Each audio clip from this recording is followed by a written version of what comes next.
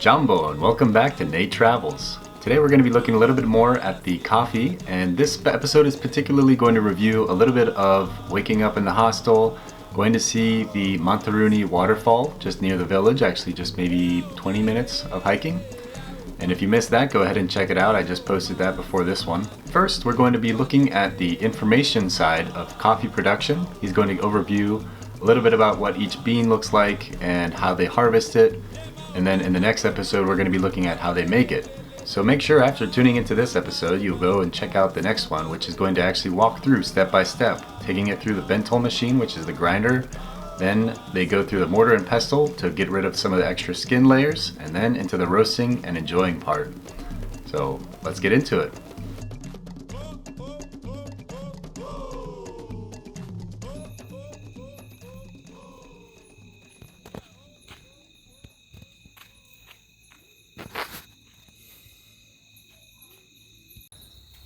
Very nice people here. I actually ended up missing my first flight, and they offered me to stay for an extra few hours at no charge. The water here was cold, I will admit, and waking up early, as you'll hear, was not fun, but nice place, nice people. 4 a.m. Naturally, we've got this happening exactly when I wanted to wake up. So the roosters crow at 4 a.m. Yeah. As I mentioned earlier, definitely check out the hike that I took, and kind of did a relaxing sound video earlier, but basically hiked back and forth from the village to the waterfall, and you get to see a little bit of the farmland that we'll see where the beans are coming from. These are all in the mountainous regions of Kilimanjaro, and these are all basically used for the production of coffee and selling. And the coffee was actually not that expensive. I bought maybe 3 or 4 packages for, I want to say $40, and the packages were sizable. I want to say 2 pounds of coffee each or something. Maybe that's an overestimate, but I just remember being quite reasonable for the price, and obviously you're getting very pure coffee from the mountainside with no fertilizer and chemicals used, so definitely support them if you can. I'll put a link in the description which will showcase their website and how you can book a tour with them.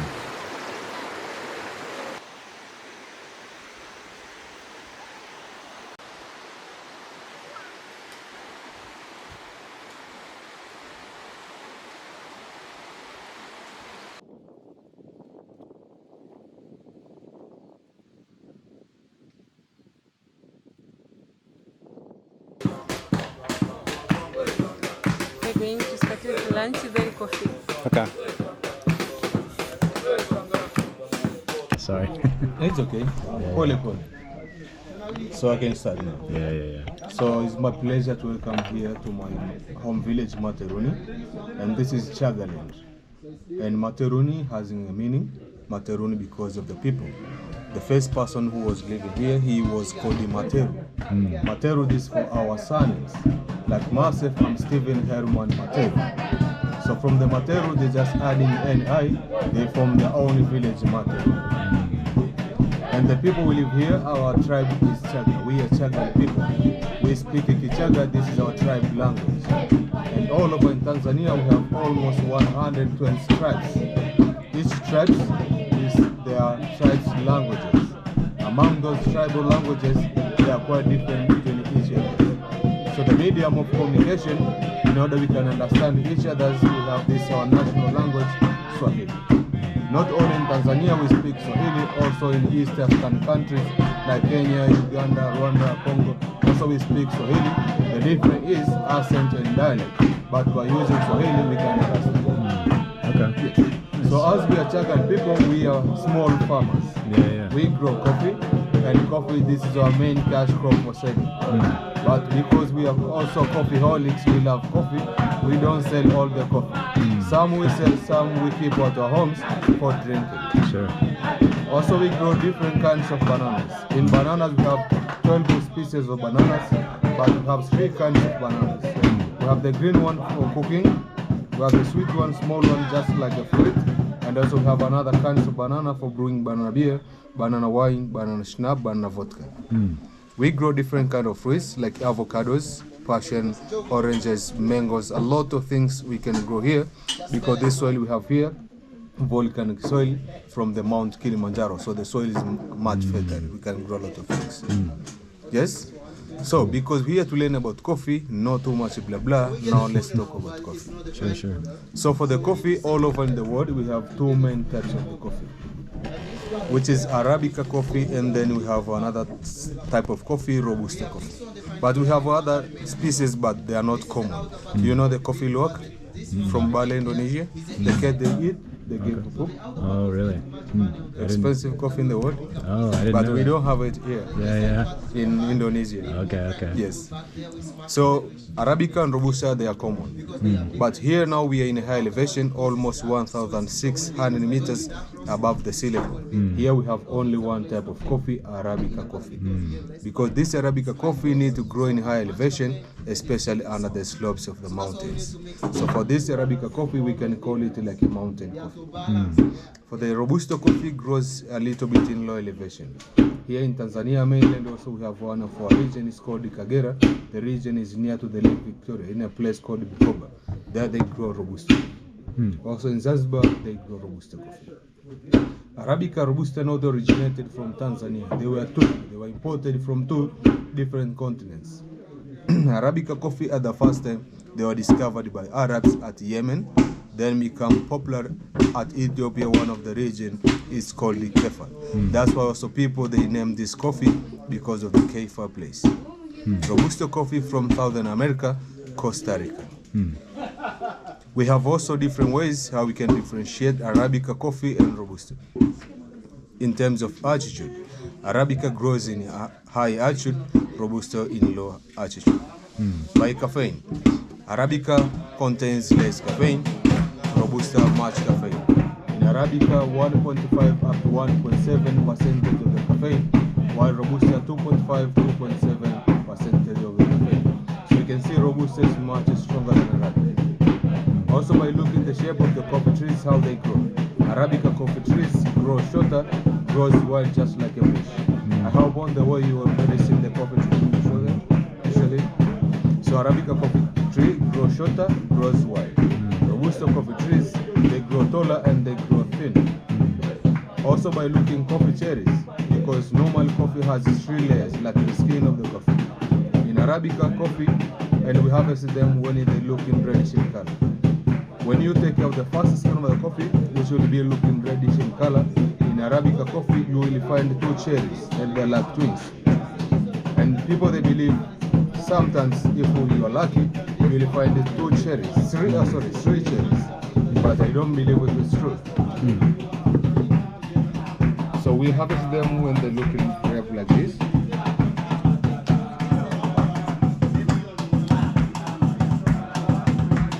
See? So in Arabica 2 cherries, they believe sometimes if you are lucky you can find 3 of them and the skin covered. But in Robusta only 1 cherry, then it's round in shape, the skin covered. That's another difference between Arabica coffee and Robusta. Yes? And this coffee we have here, not only Arabica, it's Arabica pure natural coffee. Because no chemicals, we don't perfume our coffee, not only coffee. Every plants we grow here, they are natural. How we can keep our plants here in natural way? We have domestic animals like cows, we have goats, we have pigs, we have sheep. But for us, because we don't have many numbers of them, it's easier for us to keep them inside the house. And we need to find food for them. We go to the bush, we cut grasses, we let them feed inside the house. Our animal, they just eat. After they eat, they will get food. After they full, they will give a poop. After they poop, because we keep them in a house, like in a cage, so we need to clean the house of those animals. And when we clean, we take the poop from those animals, and we have a place where we collect for fertilization. Coffee, bananas, yams, potatoes, everything. Yes? So, this is already dried coffee beans. After being dried like this, because here we make coffee in a local way, we need this dried coffee bean to make a cup of coffee. But also we need to plant new coffee tree. This is a little coffee tree. This will turn and become coffee seed. This is what we plant after being dried. But also when they're ripe like this on the coffee trees, and we delay to go to harvest them, they will fall down from the trees, and the skin will get dried. Then the cherry will come off itself. They will get dry. They grow themselves. But when we need to grow ourselves, we need to make a nursery first. We dig a soil, we mix together with the poo from the animal, and it's when we take this coffee seed underground in a soil. 1 day, 15 days, up to 25 days, this seed will start to grow with only 2 leaves when they start, but they keep growing. And we need almost just like 7 months in order this tree will grow and turn like 1.5 feet. Because we grow them in a nursery in the same place, and as I told you, Arabica coffee grows wide as a bush, so we need space. We need to separate the trees when they are 1.5 feet.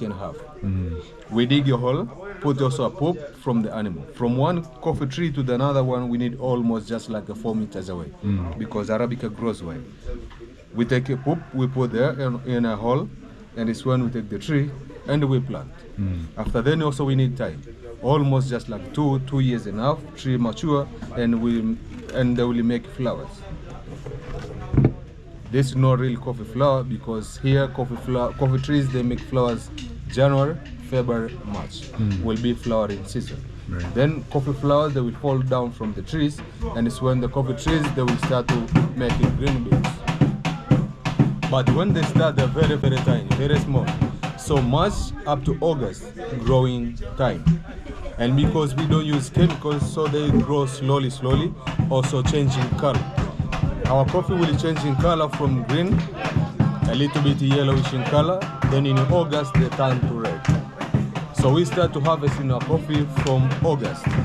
And we harvest our coffee just once in a year, but we call it continuous harvesting of our coffee. Because we don't boost with chemicals, not all of these green beans, they can turn to red.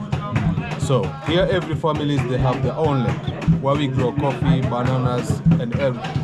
When it's harvesting time, we go as a family with a bucket. We are going to pick only this reddish coffee. We leave the yellow and the green. We're just waiting until they become red. We go back for harvesting. So we call it continuous harvesting of our coffee. Up to the end of December, we finish to have this reddish coffee.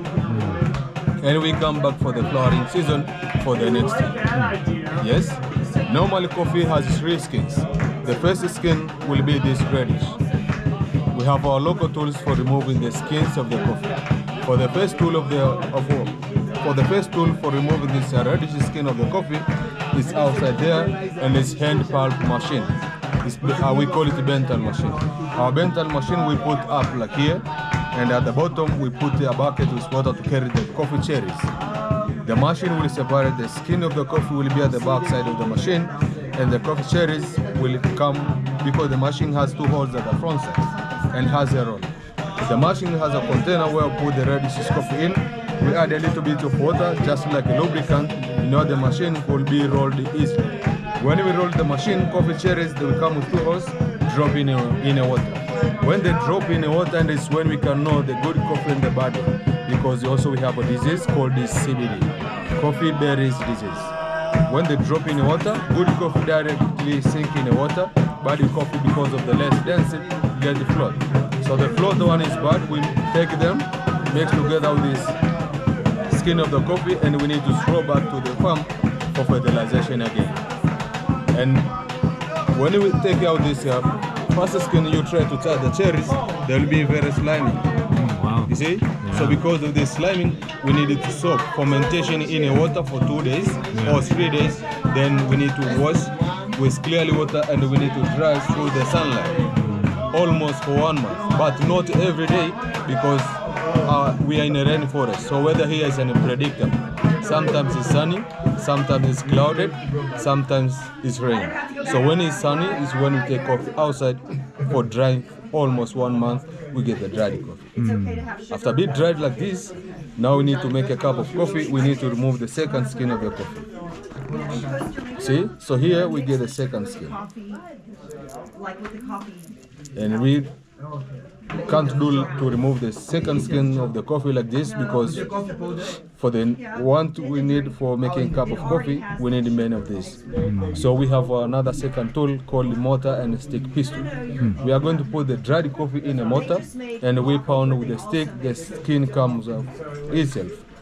And we can pound with even harder, and our stick is a little bit heavy, and we call it our local gin. We pound, we manage only to remove the second skin. We separate the husks, we get the green bean. And from the green bean, here is where the last skin of the coffee is, but it's very, very skinny. Oh, wow. You see? Yeah. And how to remove this last skin of the coffee? By roasting. Direct in the fire. We use metal pot, and in a pot we don't add anything. Only the green bean, and it's when we start to roast. And we have 3 ways of roasting our coffee. Light roast with a lot of caffeine, medium roast with less caffeine, dark roast almost like decaf. But for us here, we prefer medium roast like this. Yes? So after being roasted, we separate the last. When we roast, coffee has natural oil. Coffee will shine oil, expand a little bit bigger, last skin of the coffee come off easier. We separate the last skin of the coffee, and it's when we get this. And from here, you can get a smell. But here, not stronger smell of the coffee, because you let your coffee in an open space like this, aroma loses slowly. But when we are going to roast fresh one today, is when we can feel the real aroma of the coffee. We get this now easily to be crushed. But when we pound from here, from the dried one, it's hard to be broken. But after we roasted easily, we put back in our mortar and stick pistol, we crush, we get the powder. See, here we get the powder. After we get the powder, the way we make it here, almost Americano style. We used to boil water until water be boiled, pour this powder in the water. We mix together almost for 2 minutes, our coffee will be ready. Because if you let your coffee, after you pour powder in the water, maybe 5-10 minutes, your coffee will taste bitter. So 1 minute, 2 minutes is okay. We take the pot from the fire, we come back here in a table, we pour our coffee powder in a kettle or sometimes in a thermo, and we don't filter our coffee because we have very fine powder.